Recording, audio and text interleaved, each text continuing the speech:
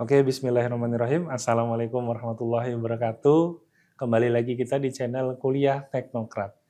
Oke, jadi di sini saya sebagai dosen pengampu IoT, Segidoni Ramdan, dosen teknik elektro, saya akan mengenalkan. Kita akan mempelajari pengenalan dan dasar-dasar IoT. Jadi di sini kita akan belajar bagaimana IoT itu sendiri, terus transformasi IoT itu bagaimana, dampaknya bagaimana, komponen utamanya apa, arsitekturnya bagaimana, teknologi pendukungnya bagaimana, dan serta bagaimana mengimplementasikannya di berbagai sektor industri dan kehidupan. Oke, jadi sekarang kita jelaskan apa sih Internet of Things itu. Jadi Internet of Things itu merupakan jaringan perangkat fisik, kendaraan, peralatan rumah tangga, dan item lainnya yang tertanam dengan sensor, perangkat lunak, dan teknologi lainnya yang memungkinkan mereka untuk terhubung dan bertukar data. Menurut standar IEEE, IoT merujuk pada jaringan perangkat yang dapat diidentifikasikan secara unik dan beroperasi secara mandiri. Jadi untuk konsep dasarnya, jadi konsep dasar IoT itu melibatkan interkonektivitas dan perangkat melalui internet. Jadi memungkinkan mereka untuk berkomunikasi dan berinteraksi satu sama lain tanpa campur tangan manusia. Jadi untuk perkembangannya sendiri, jadi pada tahun 2024, menurut data BPS, Badan Pusat Statistik Republik Indonesia, diperkirakan itu ada sekitar 27 miliar perangkat IoT yang terhubung secara global ya, yang ada di Indonesia maupun yang ada di dunia. Jadi pertumbuhan eksponensial ini menunjukkan betapa pentingnya IoT dalam membentuk masa depan dengan teknologi yang lebih maju. Oke, jadi sejarah perkembangan IoT. Awal mulanya, konsep Internet of Things itu pertama kali dicetuskan oleh Kevin Ashton pada tahun 1999 saat bekerja di Procter dan Gamble. Jadi Ashton ini menggambarkan bagaimana sensor dapat digunakan untuk menghubungkan dunia fisik ke internet, memungkinkan sistem untuk mengumpulkan dan menganalisis data secara otomatis. Dan untuk perkembangan teknologi IoT-nya sendiri itu sekarang sudah didukung oleh sensor yang murah, konektivitas nirkabel, dan cloud computing yang telah memainkan peran penting dalam mewujudkan visi IoT. Transformasinya, jadi IoT itu telah bertransformasi dari machine to machine, M2M, communication menjadi ekosistem yang lebih luas dan kompleks melibatkan berbagai perangkat, platform, aplikasi. Pergeseran ini telah membuka peluang baru untuk inovasi dan kolaborasi di berbagai sektor industri. Oke, jadi kita bahas dulu sebelum kita melakukan atau merencanakan dan mengerjakan sistem IoT, kita bahas dulu komponen apa sih yang ada di IoT. Jadi di IoT itu ada beberapa komponen seperti sensor, dan aktuator, konektivitas jaringan, unit pemrosesan data, dan antarmuka pengguna. Untuk sensor dan aktuator itu, kalau untuk sensornya itu mengumpulkan data dari lingkungan fisik, sedangkan aktuatornya itu melakukan tindakan atau prosesnya berdasarkan data yang diterima. Contoh, sensor suhu mengukur suhu ruangan dan aktuator mengontrol sistem pemanas atau pendingin. Nah, kalau konektivitas jaringan, karena namanya saja sudah IoT, Internet of Things. Jadi wajib menggunakan konektivitas jaringan. Jadi konektivitas jaringan ini memungkinkan perangkat IoT untuk terhubung ke internet dan bertukar data dengan perangkat lain, seperti platform cloud atau sistem backend. Teknologinya juga seperti Wi-Fi, Bluetooth, dan seluler sering digunakan. Nah, untuk unit pemrosesan datanya, itu biasanya data yang dikumpulkan oleh sensor dan membuat keputusan berdasarkan algoritma atau aturan yang telah diprogram. Jadi microcontroller dan prosesornya ini secara embedded itu digunakan untuk tugas ini. Jadi microcontroller dan microprosesor embedded sistem tertanamnya itu merupakan si aktuatornya. Lanjut lagi ke antar muka pengguna. Jadi antar muka pengguna itu kita sebagai user dengan si fisiknya seperti node MCU, seperti laptop, seperti Arduino, dan lain-lain. Nah, antar pengguna itu merupakan manusia, manusianya untuk berinteraksi dengan sistem si IoT-nya. Jadi yang mengendalikan si IoT-nya. Di pengendalian itu kita biasanya memantau data, mengontrol perangkat. Dan ini dapat berupa aplikasi seluler atau dashboard web. Nah, antar muka pengguna itu biasanya disebut dengan user interface.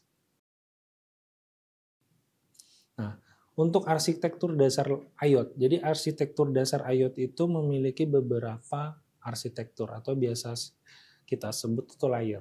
Ada layer aplikasi, layer pemrosesan, dan layer jaringan maupun layer persepsi sensor.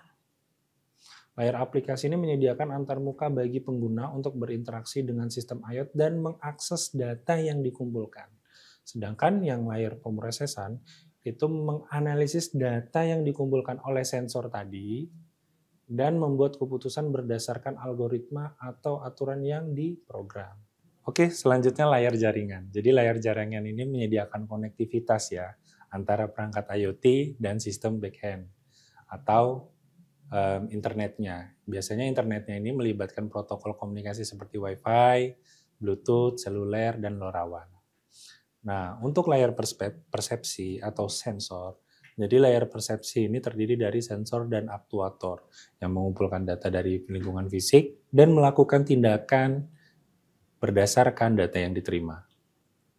Oke, jadi untuk teknologi pendukung IoT-nya itu ada beberapa, ada protokol komunikasi, ada teknologi sensor, dan cloud computing. Untuk protokol komunikasi itu seperti MQTT atau Message Queuing, Telemetry Transport, dan COAP atau Constraint Application Protocol itu merupakan perangkat IoT untuk berkomunikasi satu sama lain dan dengan platform cloud secara efisien. Nah, untuk teknologi sensornya, jadi teknologi sensornya itu berbagai jenis sensor yang tersedia untuk mengukur parameter fisik seperti suhu, kelembapan, tekanan, dan gerakan. Jadi teknologi sensor terus berkembang untuk meningkatkan akurasi dan daya tahan serta efisiensi energi.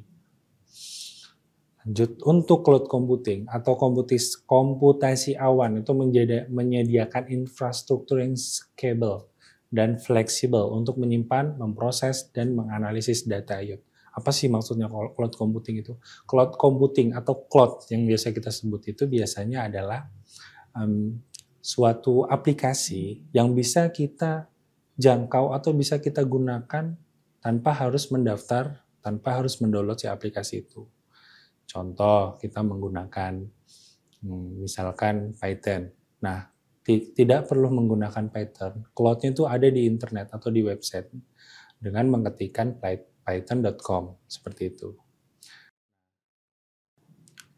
Nah, sekarang kita bahas salah satu komponen utamanya, yaitu sensor dan aktuator. Biasanya jenis sensor ini seperti sensor suhu itu mengukur suhu lingkungan, sensor kelembapan untuk mengukur kadar air di udara, dan sensor tekanan itu biasanya mengukur gaya yang diterapkan pada suatu permukaan. Untuk sensor cahayanya itu biasanya mengukur intensitas cahaya. Nah, kalau untuk aktuatornya, jadi aktuator itu, definisi aktuator itu ya, mengubah energi listrik atau mekanik menjadi gerakan atau tindakan. Nah, pemrosesannya itu ada di aktuator. Contohnya itu bisa ada di aktuator, motor, katup, dan relay. Nah, aktuator sendiri itu biasanya digunakan untuk mengontrol perangkat atau sistem berdasarkan data yang diterima dari sensor. Jadi, aktuator dan sensor ini harus saling terintegrasi.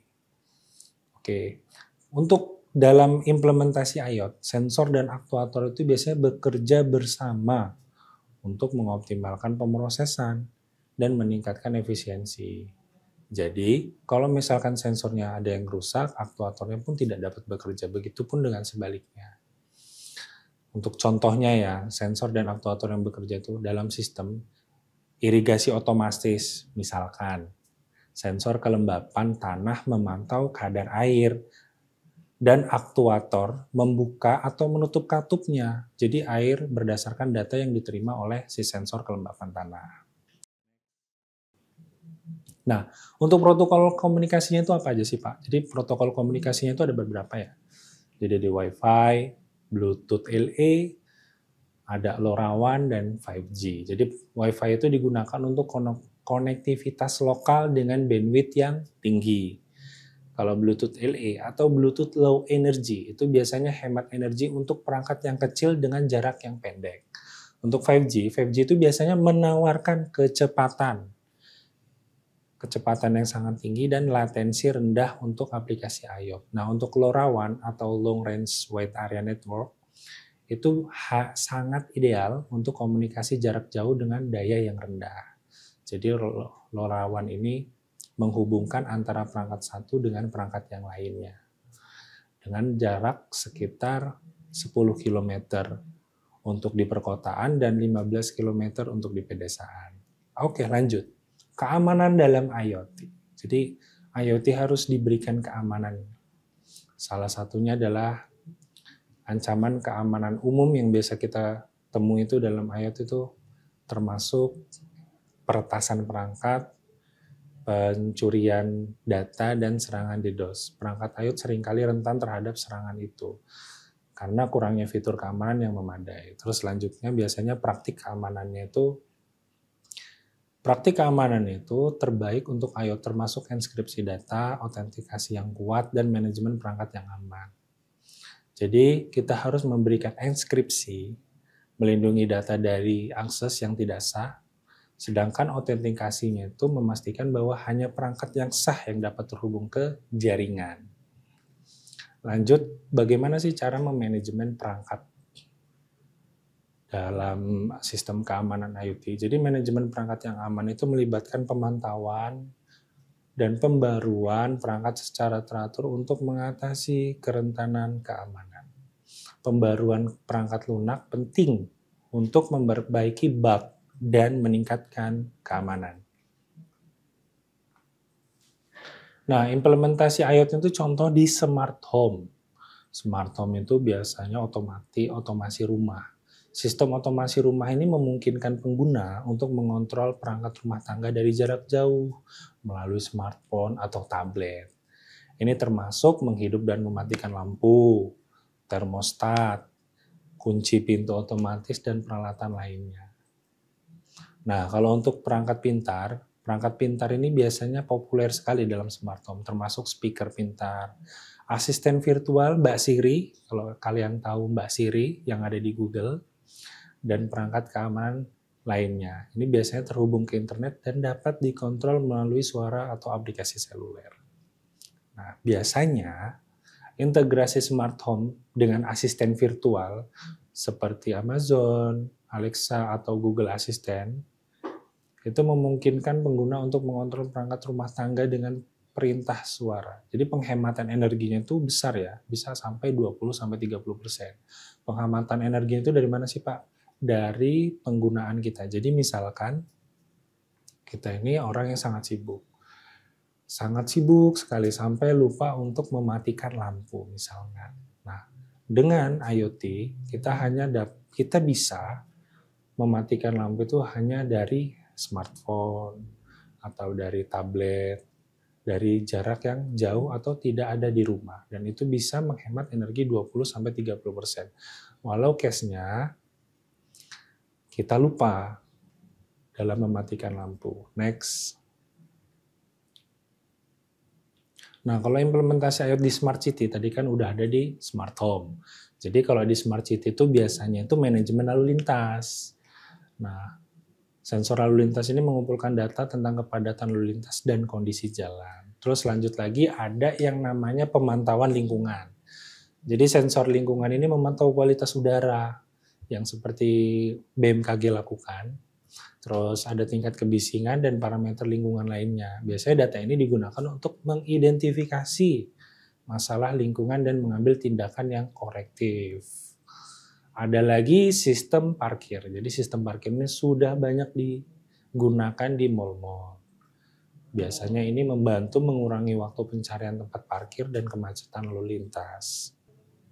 Implementasi IoT untuk industri 4.0. Jadi tadi untuk industri smart city, nah ini ada industri untuk 4.0. Jadi industri IoT itu sudah masuk ke dalam otomasi manufaktur. Jadi melibatkan penggunaan robot dan sistem otomatis untuk meningkatkan efisiensi dan produktivitas. Contoh, sensor memantau kondisi mesin dan memberikan data secara real time untuk analisis. Real time itu apa sih, Pak? Jadi real time itu merupakan data real atau data yang terjadi di saat itu, di detik itu, di menit itu, yang selalu dapat kita perbarui secara cepat dan tepat. Untuk pemantauan mesin, itu memungkinkan operator untuk mengidentifikasi masalah sebelum menyebabkan kerusakan. Jadi IoT juga dapat melakukan maintenance preventif ya jatuhnya.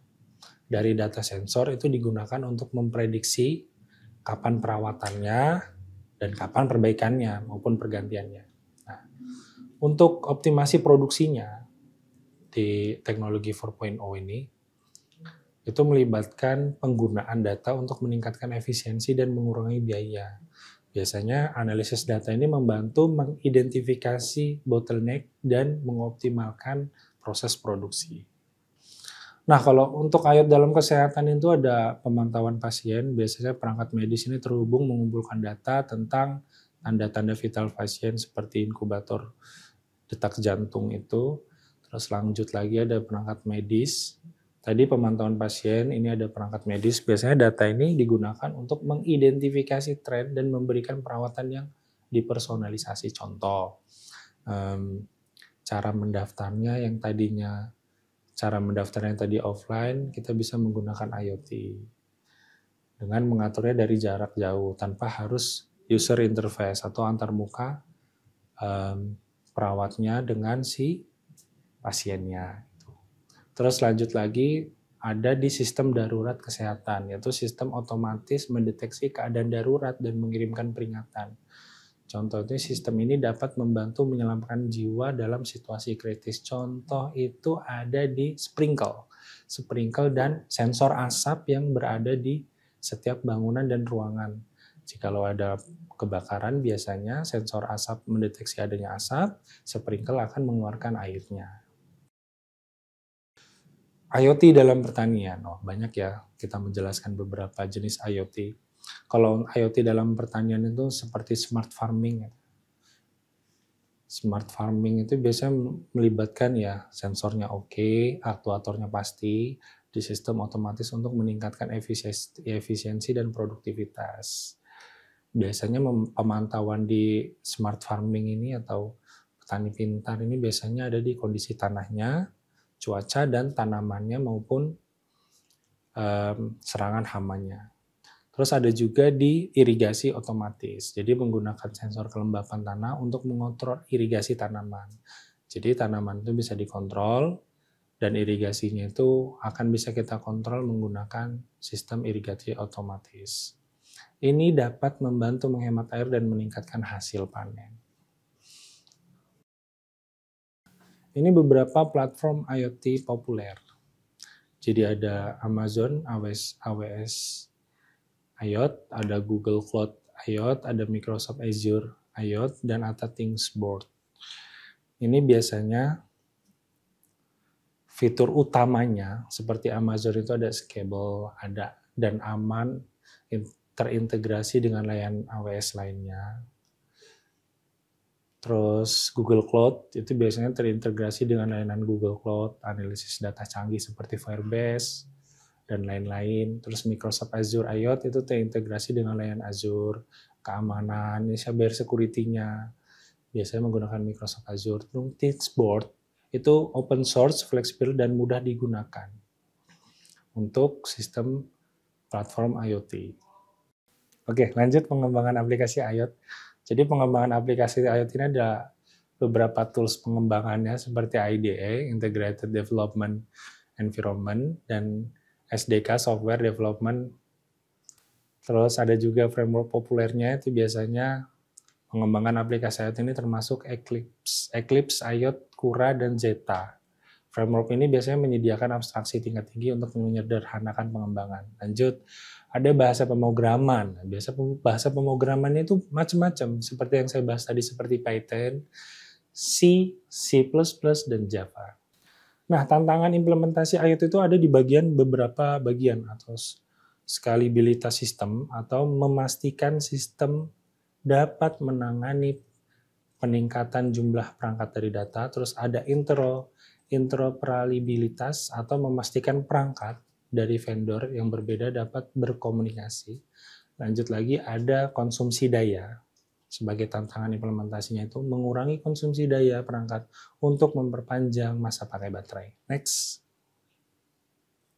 Oke, jadi untuk tren masa depan di IoT itu ada edge computing, ada AI dan machine learning, terus ada digital twin. Nah, kalau untuk peluang karir di bidang IoT ada beberapa ya. Di sini kita rangkum beberapa seperti IoT developer, jadi mengembangkan aplikasi dari perangkat lunak untuk perangkat IoT.